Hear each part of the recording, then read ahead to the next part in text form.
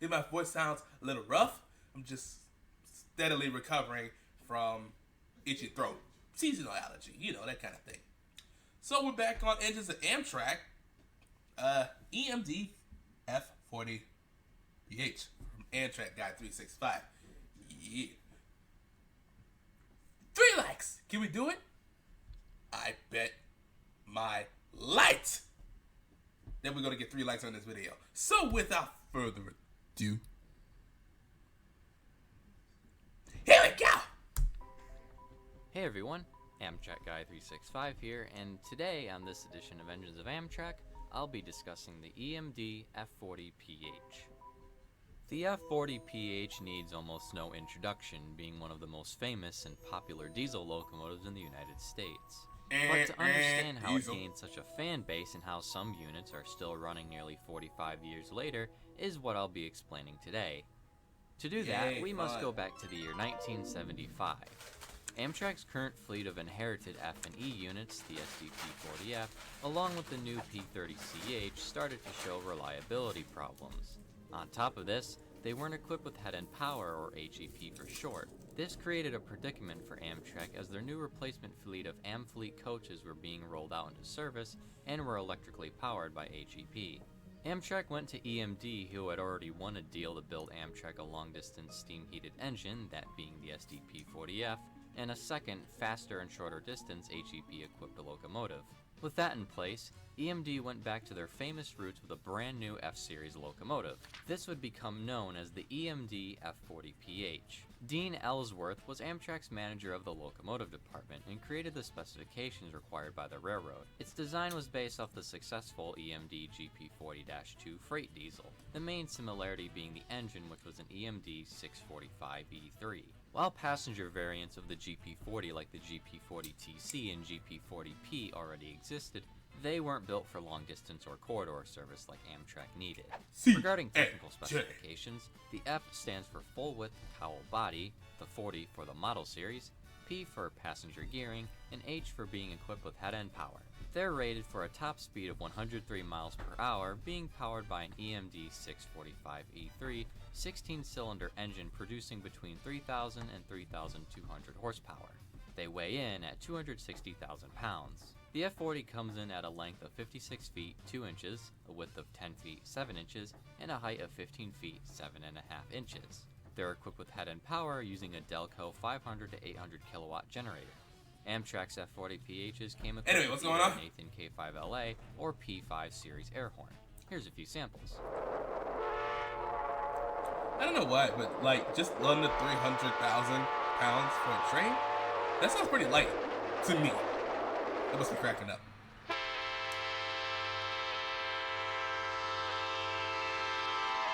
That's train talk for I am here! What's up, Nathan? Yo, Nathan, it's me.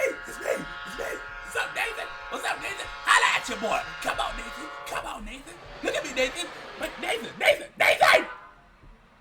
He didn't see me. Oh, but this ad saw me. It better not be Eve.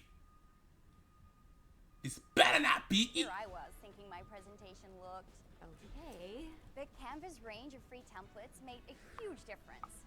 You're so professional. I barely need to do a thing.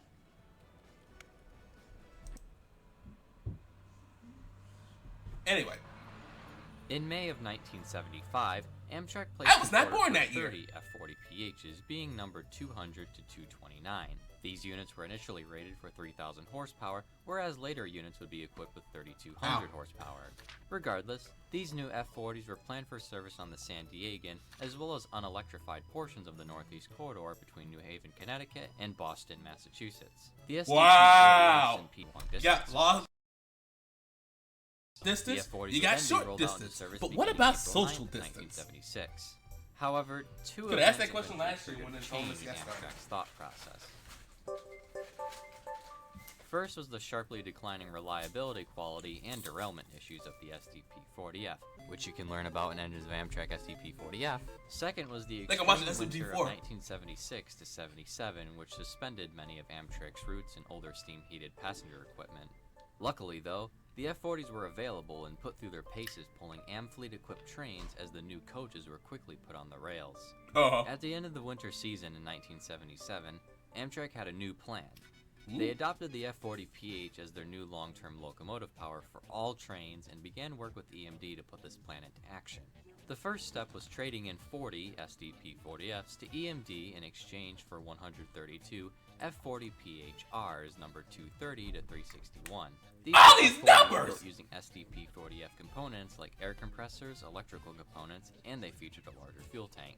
Amtrak had realized the We F40 need was more a bigger do-it-all fuel locomotive tanks in our being world. suited for almost any kind of service required, whether it be long-distance trains through the mountains or fast-running corridor trains on flatlands. Other railroads like the Regional Transportation Authority, later known Might as change. the Massachusetts Bay Like it's Transportation Authority, Go suddenly Transit, speaking in the Via back of my Rail, right among ear. other groups, took notice of the F40's success and ordered their own units throughout the late 1970s and early 80s.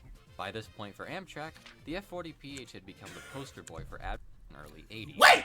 By this point for Amtrak, the Look at this!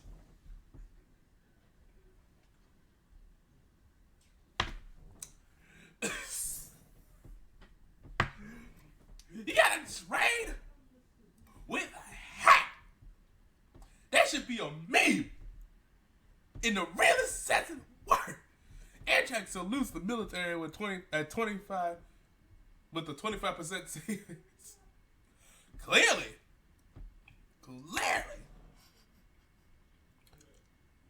Call Amtrak's toll-free number for reservations and information, and you can be saluted by a train too.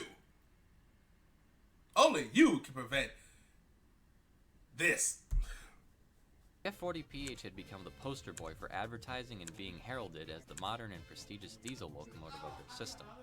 Next time you're planning to fly somewhere, consider like going most with a 40s carrier TV who has spent shows. the last 7.5 years rebuilding its entire fleet. A fleet that now offers you some of the newest, most technologically advanced equipment in the world. Oh, guys, we building a Zord. It's also among We building a Megazord. Let's go. Next time, see what a thrill it is to fly on a train. Fly on a train? All about Amtrak. Additionally, the F40PH would be featured I in could've seen several the thing. movies and other media, further cementing its The tune, notability and being the forgot what it's icon called. of The Amtrak. slogan, the Hogan, the jingle. That's what it is.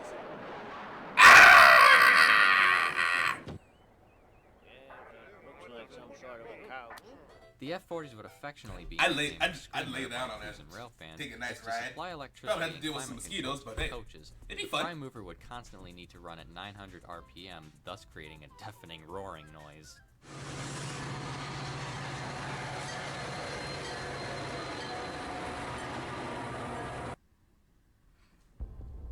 Eve! Going on somewhere in the universe. Die, Eve!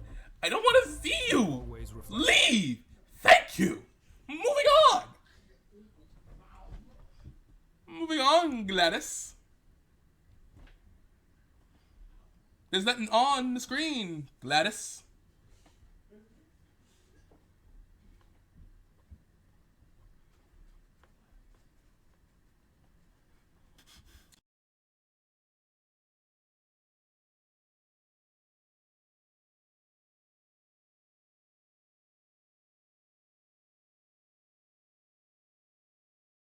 Gladys, what are you doing with the internet?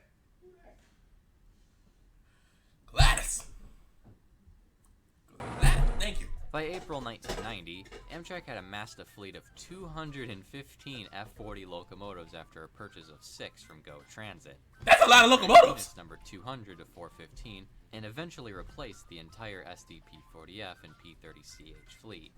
Other railroads like Via Rail had managed to Global replace an National. especially old fleet of locomotives, with their Oh. variant being the F40PH-D. Don't be offensive. This version had desktop controls, ditch Canada. lights, and other Canadian-specific details. Furthermore, operators like Metra had a custom cab variant known Give as me. F40PHM-2, MBTA with the lengthened F40PH-2C, and New Jersey Transit using the F40PH-2 CAT, named for its Caterpillar-built head-end power generator. More. Amtrak's units, despite 4 now Numbers! retired, were still providing Also, we're excellent talking about service cats. across their system. As a matter of fact, Trains I'm a dog magazine person myself. estimated the average unit traveled 175,000 miles per year. Railroads like Norfolk Southern even began leasing out Amtrak F40s for freight runs during power shortages as well. On the flip side, though, many of Amtrak's units were around 15 years old, and Amtrak had begun thinking of yet another long-term replacement engine in the late 1980s into 1990. They wanted a more fuel-efficient, lightweight, do-it-all locomotive that could also provide third rail support in tunnels out east. This would culminate in the General Electric AMD 103, better known as the P40DC, or simply Genesis. Just call it that, Genesis. Don't need any more numbers. Look at all these numbers. You even got more numbers coming up on my screen. Why do I need all these numbers? The F40, and had a single shell body design known as monocoque for a more streamlined aerodynamic appearance. On top of this, Genesis was a fully computerized locomotive, allowing it to maintain stable operations in the case of overheating, low oil pressure, and other situations. Fully Also helped with the computerized. reliability department.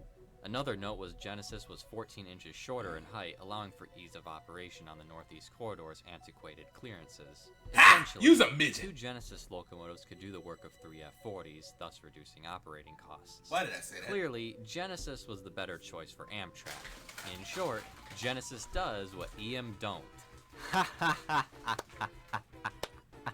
That's a Sega Genesis Nintendo console war joke. I got you. What Nintendo?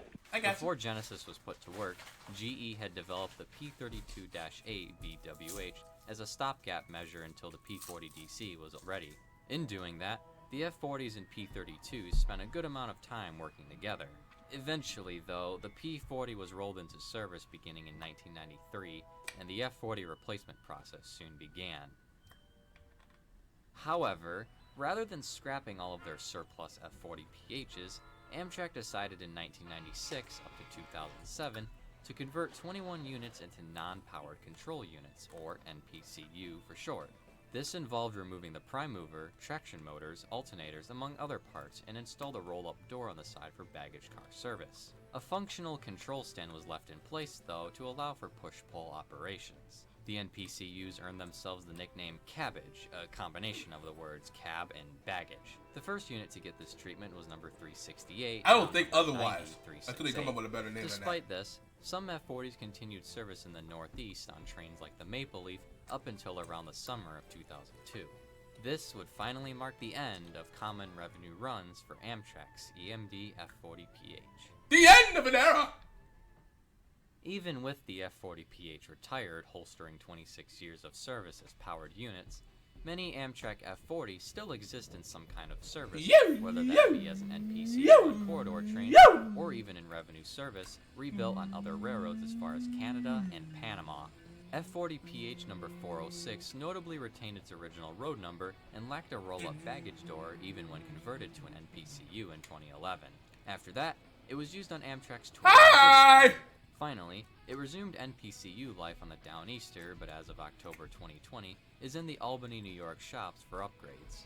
Regardless of individual thoughts, They all have the same nose. F40, its legacy and That's impact how you know they're all is related. undeniable.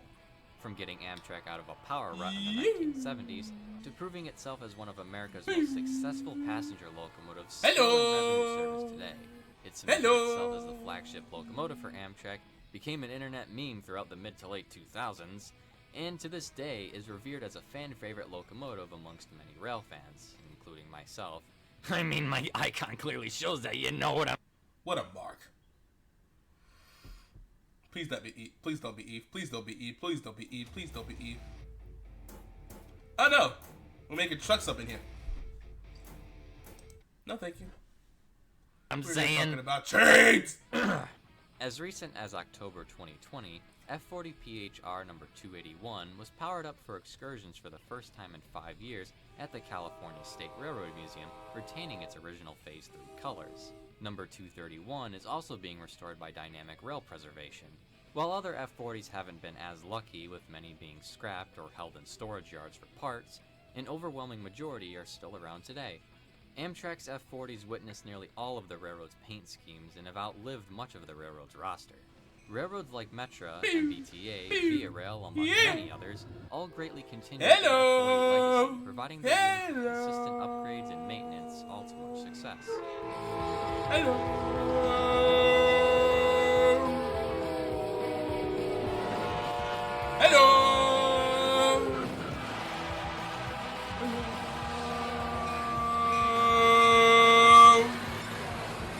Hello.